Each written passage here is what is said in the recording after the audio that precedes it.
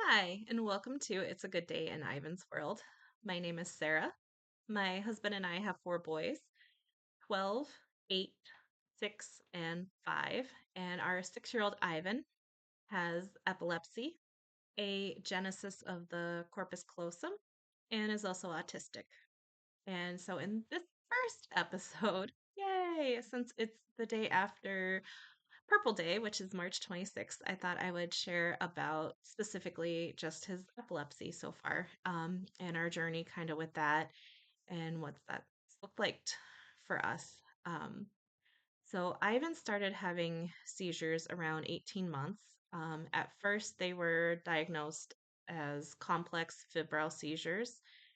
So there are actually two types of febrile seizures, the regular and then complex. And what makes it complex is when they last more than 15 minutes, if there's more than one in a 24-hour period, and also if it's focal in nature. So, meaning focal, certain part of the brain and not the whole brain is having the seizure. And so, with Ivan, his first one lasted more than 15 minutes. It was focal. And so that kind of gave us that diagnosis in the beginning. And then September of 2021, I believe it was his third or fourth that he had, but it ended up lasting more than an hour and a half. It was absolutely terrifying. He required high flow oxygen. It was life threatening. It was terrifying.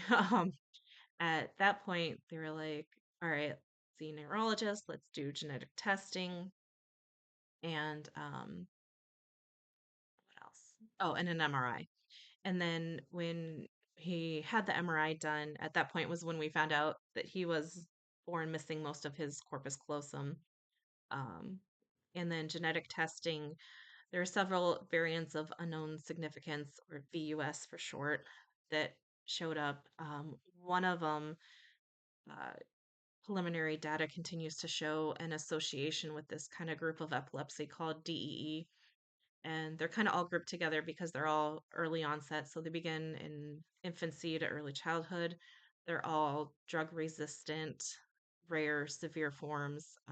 Developmental delays kind of go hand in hand, or sometimes plateauing or regression, even. So, really not good.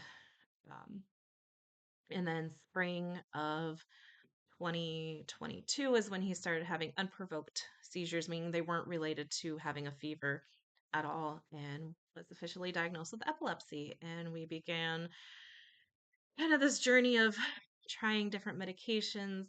Um, we would seem to make it a little while and then kind of reset the clock, as they say in the epilepsy world. And right now we're at the point of starting to see if possibly he would be a good candidate for brain surgery. Actually waiting for a call, hopefully from the hospital soon, to schedule, unfortunately, another EEG, but also a PET scan to go along with it. Um, so lots of testing and stuff. And yeah, unfortunately, we're still having frequent seizures. So he is on three different medications right now, one of which we just kind of started, and it's this long process of slowly increasing over like a 14-week span. Um, he, like I said, we have rescue meds that go anywhere and everywhere he goes for in case he has a seizure lasting more than 5 minutes.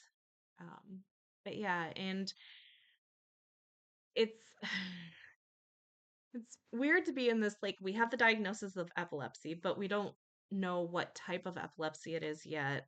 Um, and we keep getting thrown some curveballs. Like a couple months ago, he had a week-long EEG in hospital stay where we kind of weaned off one of his medications and um, kind of did some things like keep him awake later and stuff to provoke a seizure to catch it on the EEG. For those of you that don't know, an EEG, it's a bunch of like wires hooked up to the brain, like it's kind of like paste stuff. They're not, it doesn't hurt actually. Um, but yeah, a bunch of wires get placed certain spots on the brain, and then it's hooked up to this like machine. and it shows you what the brain waves are doing. Um, and it's great when you can capture a seizure, but it only shows you what the brain is doing in that moment. So, sometimes it can be like, oh, normal EEG. Well, that's great. We still know he has epilepsy though. So, but yeah, we were able to catch a sorry, you need more coffee. Seizure, but it was an extremely unusual one. It started off again, more coffee. Let me get some of that.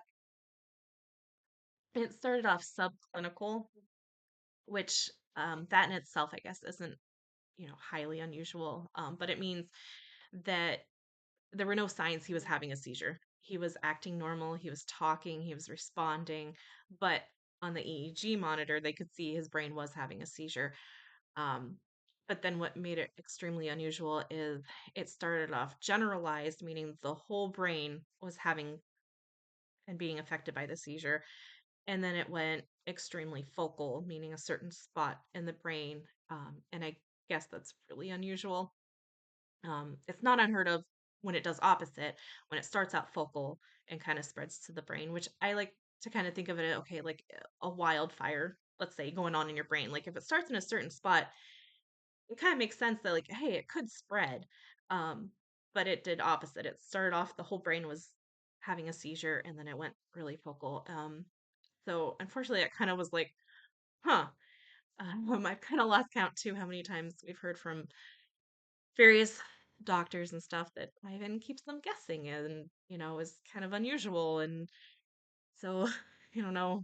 I mean, I guess, it's kind of weird to see neurologists getting excited about stuff like that, which I understand, but as a parent, kind of like, I would prefer textbook stuff of normal. Um, so yeah, that's where we're at kind of now of just trying to figure out what type of epilepsy he has, if he would be a good candidate for surgery or even maybe even kind of a device that gets put in that could help stop some of the seizures. Um, Actually, his last seizure was a couple days ago. Get phone calls frequently from the school. He has frequent migraines, um, just stuff like that we deal with. And part of the reason why I wanted to start this channel and stuff was help bring awareness to epilepsy and um, autism and agenesis of the corpus callosum, ACC for short, and help shine a light on families like mine that are raising a child with complex medical needs and disabilities. And I feel like too, it's kind of natural when you have a child like Ivan, you kind of, you make friends with other families that are kind of in similar boats. And we've made friends with families whose kiddos have, heart problems and some families that have kiddos with rare genetic conditions and stuff. And I just have become very passionate about wanting to help them share their stories and um, shine a light and help advocate for research and understanding and in hopes too of somebody out there might go, oh my gosh, I just got this diagnosis of SMA or charge syndrome, or and I can be like, hey, I know a family like that too. And just I think too, this life can feel so lonely and isolating, and like nobody understands because you know there's so much there's such beauty too in it, but there's also the frustration of constantly having to fight with health insurance, and of you feel like you just got to fight for every little thing your child needs, and it shouldn't have to be like that, it feels like, but it is. And too, fighting stigma and misinformation and just wanting the world to understand your child. um it can feel very alone, and I know what's helped me too is finding other parents out there who are already advocating and sharing. And it's like I said, it's been a lifeline, and so I kind of want to help with that too. And, and interview some other families and have them share their stories and stuff. And like I said, I want to share about Ivan and life with him. And it can be a little different. And different's okay though, too. And we like our motto's kind of become we try, you know. We might try and go do something and he might have a seizure and that's okay. Then we know we go and rest is okay. Or we might try and do something and it's too overstimulating for him, and that's okay too. But we try and we have this goal too. We want to see all 50 states, and I think we're up to 13, which, there's still a lot to do and travel, but that's pretty good for right now. And we love traveling and stuff, and that can like look a little different too. And oftentimes it's we try and do something we have to split up. My husband or I have to go take Ivan for a walk and kind of try and regulate again. Or maybe we're resting in a hallway somewhere because we just had a seizure. And in the summertime too, with as much as I love the warmer weather, sometimes it's stressful too because his triggers are heat and illness. And so on hot days, I mean, we're walking around with a cooler full of ice packs, trying to help keep him cool and stuff so we can still live life and he can still be a kid and try and have things be as normal as they can. But, you know, it's also our life though. I mean, epilepsy follows him wherever he goes. It's not like we wake up and have an agenda of like, okay, at 12 o'clock today he's going to have a seizure and we know and we can expect it. It's sometimes we can tell they're coming, but other times it's just, there was like one time he was playing at the playground and he just got done climbing this rock wall thing and was so proud of himself for climbing up it. And I'm at the bottom, like, yeah, and all of a sudden he started having a seizure and it was like somebody hit pause for him. He kind of stopped moving and his eyes went to the side and he was a little wobbly and I could tell right away that because typically his eyes go to the side um, for one of his types of seizures. He has several different types of seizures, but and I was like, oh crap, like I don't want to, like part of me wanted to run up and like grab him, but I couldn't because I was worried he was going to fall too. And then it lasted about maybe 30 seconds. And then I was like, okay, go down the slide. And so he went down the slide and he came to me and I was like, oh, hey, what happened up there? And he said, it hurt. I was like, oh, what do you mean it hurt? He pointed his head, it hurt here. And so, but, um, but yeah, it can be hard. But like I said, at the same time, it's so beautiful. And I feel like Ivan experiences the world so differently. Um, like there was one time we were at a baseball game for another one of my kiddos, and he just all of a sudden like leaned back. He was sitting on my lap and he just leaned back and was staring up at this tree in the sky and he's just staring. And I was like, what are you looking at? Because I thought maybe he was looking at a bird or a plane or something. He was like, oh, just so beautiful, mom. And what a great perspective of like, you know, sometimes we just need to slow down and there's such beauty in little moments and stuff. But yeah, and I definitely know, like I said too, with Ivan, with everything, and we never know what tomorrow may bring, that we are trying to live our life to the fullest too, and take it moment by moment, but making epic moments out of just going to a playground or going for a walk or and just slowing down and savoring those moments is kind of what we've learned to do, and that's I think actually a huge blessing because you never know what tomorrow may bring. And I think sometimes we get wrapped up in the hustle and bustle of everything. And I know, especially right now, the world just seems so heavy.